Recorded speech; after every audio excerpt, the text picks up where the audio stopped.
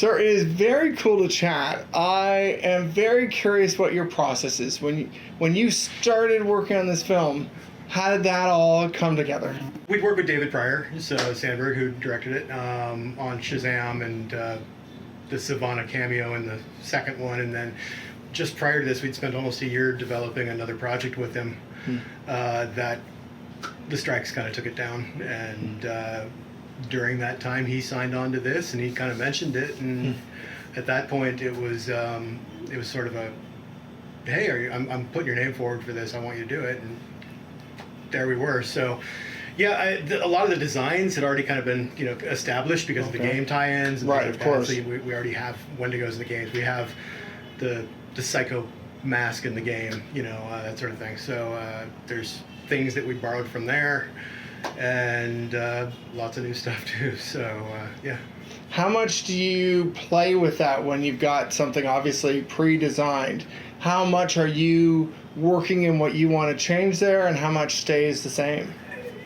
It was pretty much staying on track. I mean, but bringing it out of the video game world into the real world, right? So there's story elements that probably tie into the game, also tie into this necessarily, so we get that crossover bit, but there's a little bit of elaboration. Like I said, a lot of the designs were kind of handed to us, and we spent 6 months talking basically before we ever made anything. Oh, really? That's interesting. Just because we started talking just after the holidays of last 24, wow. And then didn't actually start prepping anything till July, and we were shooting in August. Wow. So it was a lot of discussion of what things would be, but I mean, like I said, the designs were kind of established, and slight evolution to them, and there was some new stuff that wasn't, but yeah, it's kind of the usual process. That's cool. So, how long then, once you're running, does it take you to build things? This one was a marathon for sure. I mean, normally, like, I went into this saying, we'll need 10 to 12 weeks to prep everything, and I think we had about 4.5. Oh, wow. Just by the time we actually had money, right, and were able to actually kind of jump into it and get going. Yeah. I mean, we were tinkering with things before that. We'd kind of done an iteration of the Psycho Killer prior to that on somebody who wasn't the actor that played him.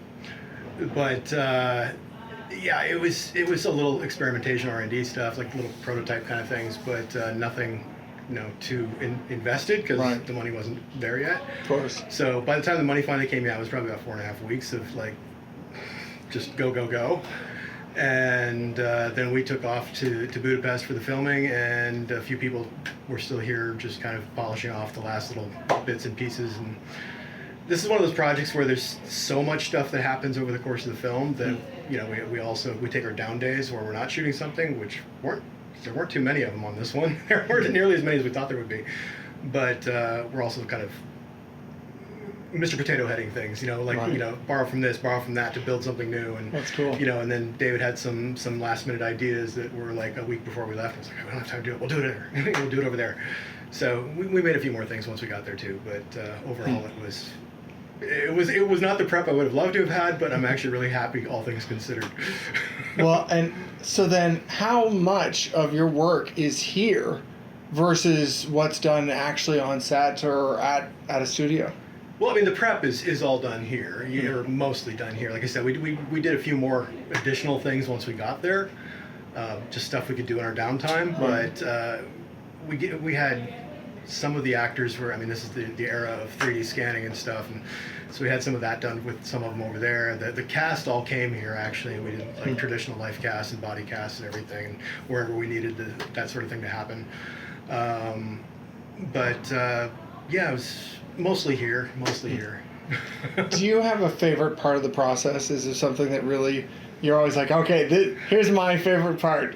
When they say that's a wrap on this show, yes. No,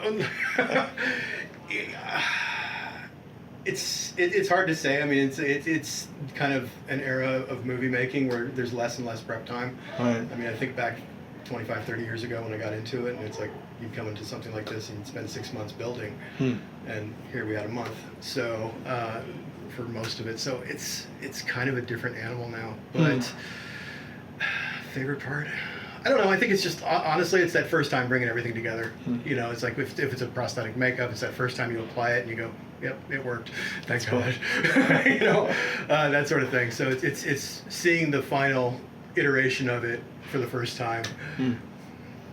And how much has the process changed in the last number of years because you've been doing it so long? We don't have the time. You don't get the money anymore. It's a lot bigger. Like these days, it's a lot bigger collaboration with visual effects, of course. You know, because a lot of stuff is done in computers. A show like this one, where David he's kind of old school. He loves doing in-camera practical work wherever he can. So it was like, which is great for us, but it's also kind of a curse for us because it puts the pressure on us to deliver a lot more than we normally would these days. The industry stopped. I don't want to say it stopped evolving, but it didn't evolve as rapidly as it used to once the CG world came into it. Because for a while it became competing to get the work. And now I think it's kind of found that equilibrium where like some of this stuff is kind of coming back into the fold and you have to evolve the process and everything. Obviously we've brought in a lot of 3D printing and scanning, like I mentioned, with the actors and stuff, so they don't have to get them here necessarily.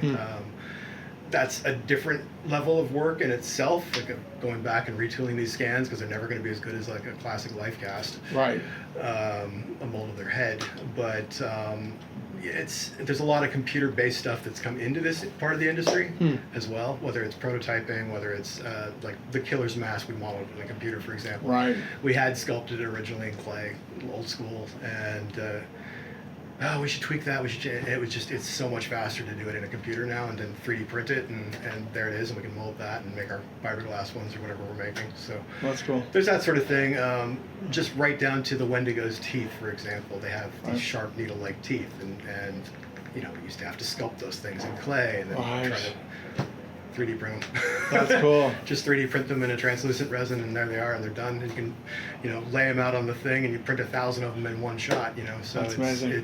There are certainly cost-saving things and time-saving things in that respect. That's cool. But that would be the big evolution, I think.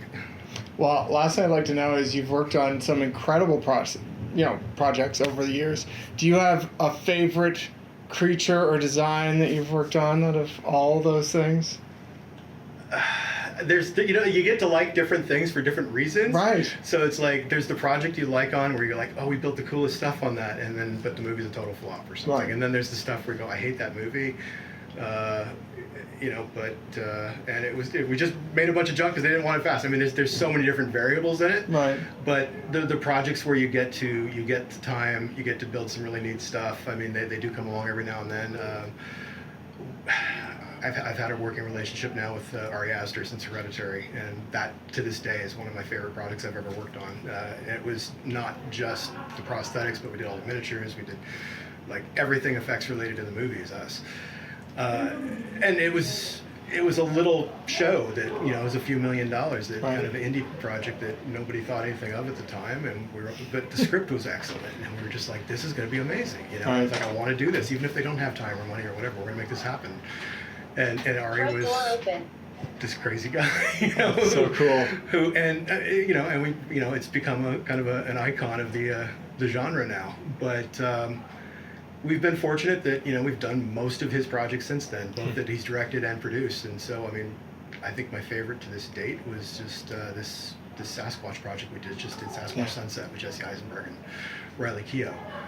And just going into that, and it's a show where our work makes or breaks the movie, and it carries every single frame of the movie. So it was like we had to do it and do it well, and it worked out. So I feel like, honestly, I do feel like this was a project that might have the same kind of effect. Until Dawn is like it's such a variety of different types of work and whatever thrown into the mix.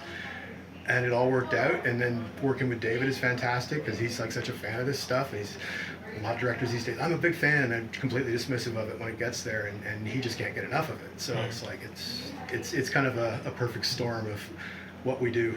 That's cool. So looking forward to seeing it all together. The little bits and pieces I've seen are just like, oh wow, it worked. That's so cool. Exciting.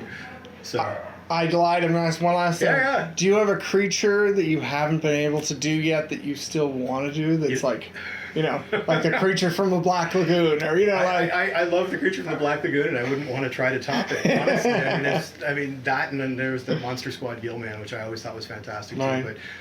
But the only thing that was ever on my wish list was I wanted to do a Bigfoot actually, and then we got to do a bunch of them for Sasquatch Sunset. So. That's amazing.